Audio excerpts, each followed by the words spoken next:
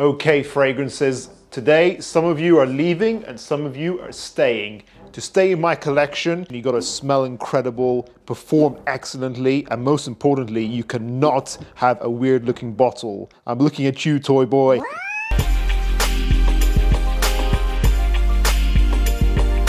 Hey guys. Do you have that one fragrance that just works magic for you, that always gets the job done and has so much character? And do you have that one fragrance in your collection that you regret buying? Maybe you bought it whilst you were seeing all the hype it got online, or you liked it in the store and then tried it at home for a few times and realized you don't actually like it that much. The whole purpose of this video today, guys, is for me to highlight what I think in my collection are the fragrances with a lot of character and the ones you should definitely check out, and also to caution you against some fragrances which might be popular but I don't really think are worthy of the hype. This is of course all my opinion, but hopefully you guys get a lot out of this video. And we're going to go through the 5 categories which you'll now see pop up on your screen. For each category I'm going to talk about one fragrance I would repurchase and one that I would not. So overall there are going to be 10 fragrances in this video, guys. Let's get into it. Class is in session. Versatile option 1, what I would repurchase is 100% this. Chanel's Allure Homme Sport, the original. This is my most used Dumb Reach. It's super versatile. This is extremely versatile in being a daytime scent. It gets a lot of compliments, it performs well, has the perfect amount of projection. It's so versatile, a younger guy could use this as his daily school scent, or an older guy could also use this as his wedding day scent. That's how crazy it is. It's powdery, elegant, woody. This is a masterpiece by Chanel, and I will always have this in my collection. And I prefer this over the Eau Extreme. But a versatile fragrance I would not repurchase is Versace Dylan Blue. Now, don't get me wrong, guys, I do not think this is a bad fragrance, but I do not reach for this very often, maybe because I'm too old for this. I think this is a great fragrance if you're under the age of 18, but I'm not sure if you guys can tell, but I'm over the age of 18. This smells like a nice youthful shower gel scent. It smells like a combination of Bleu de Chanel, Sauvage, and Acqua di Gio. So it's got a nice combination of things going on here. For teenagers, I always recommend this because it's affordable, performs decently, but it just doesn't smell right for me, who's someone in their mid to late 20s. I kind of feel like I'm gonna get some hate comments for some of the ones I wouldn't repurchase here. I would love to hear your opinions on these fragrances, guys.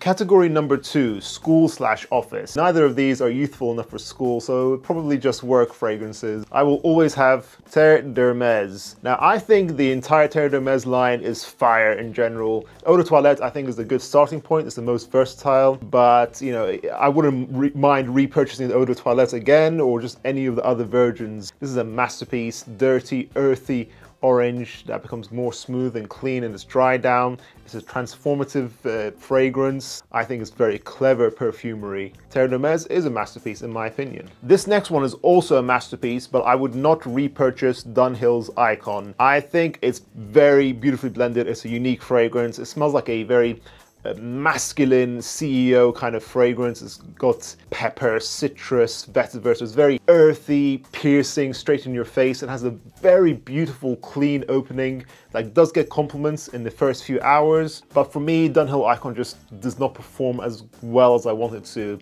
It's quite a softly projecting fragrance and it lasts about 6 hours on my skin. So I do not think this is a bad fragrance at all. I think this is very good perfumery, but doesn't excite me enough for me to buy it again.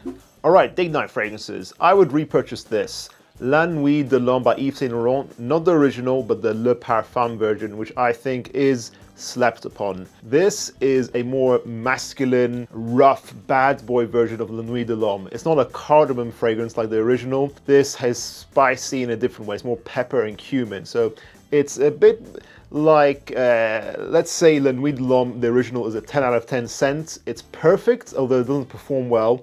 Whilst this is more of a 9 out of 10 scent. It's rough around the edges because it knows it's not trying to be perfect. It's that mysterious bad boy who doesn't care about looking amazing in front of the girl. But the most important thing about this, apart from smelling incredible, very sexy, is the fact that this outlasts the original. The original lasts 3 hours, whilst this lasts about 6 hours with a moderate amount of projection. So it kind of feels like I've already put the original La Nuit on blast. I would say I wouldn't repurchase this, but technically, perks of being a reviewer, we got sent this for free actually through an Instagram collaboration. So I won't cheat. I spent my fair-earned money on Tom Ford's Black Orchids. Now, a lot of guys swear by this fragrance. Well, some guys use this as their signature. I think it's one of those fragrances where it's very much personality dependent. If you're the kind of guy who wants to stand out, wants a creative type of signature, you don't mind being in touch with your feminine side, then this is fine. I personally feel this smells a bit too feminine, and I also feel that the new Perfume version, the gold bottle, is an improvement upon this. So I wouldn't repurchase the original, I would get that version instead. It has more character, smells less feminine to me, and it has this really nice rum note in the opening, which makes it more interesting. Category 4, clubbing fragrances. Now, I know I was very harsh on this fragrance in the intro, but I would repurchase Moschino's Toy Boy. Now, to me, again, this does not smell super masculine, but it smells masculine just enough to keep in my collection. I like this fragrance because it smells super interesting and it's super strong. I feel like this is one of those fragrances that got released in 2019. I think in these next 1 or 2 years, it's going to stay strong and it's going to get reformulated. So maybe it's one of those scents you should buy sooner rather than later. It's described as a pear and rose fragrance, which is masculinized by the pepper and the musk. That's what I think just about saves it. Otherwise, this would smell very feminine. Again, you have to be a creative personality, but I like it because it's a very bold statement of a fragrance, and it gets a lot of compliments. It's a head turner, which makes this great for clubbing. It has a certain sweetness, but it's also got a lot of freshness and ease of wearability. Plus, it's not too common, so you'll stand out a bit more as opposed to this next fragrance, Versace Eros. Versace Eros is not a bad fragrance, but I think it's a little bit too simple. I think if it's your first clubbing fragrance, this is absolutely perfect. It's extremely easy to pull off, it's mass appealing, good performance, loud projection, but it's a very simple concoction of apple, mint, and vanilla. It's just a lot of vanilla on the dry down. It's not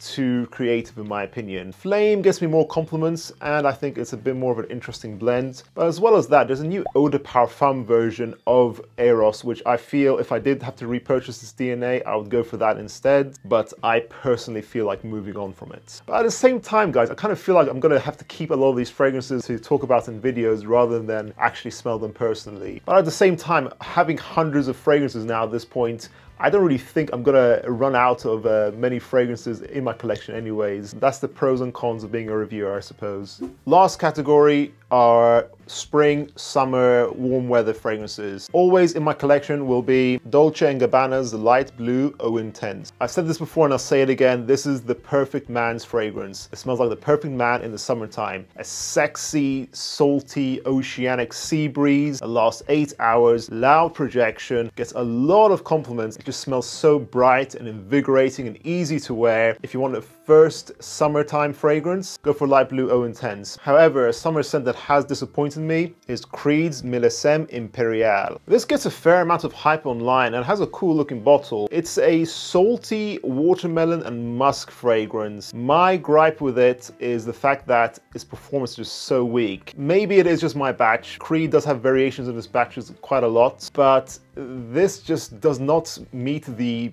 over £200 price tag. I feel like the scent itself is pleasant, but it's nothing mind-blowing. The performance is too disappointing, and it has a good clone through Club de Nuit Milestone, which we will be talking about in the nearby future. Another reason to subscribe. I think you should absolutely try before you buy with Millésime Impérial, but for me, this is not the best way to spend your money.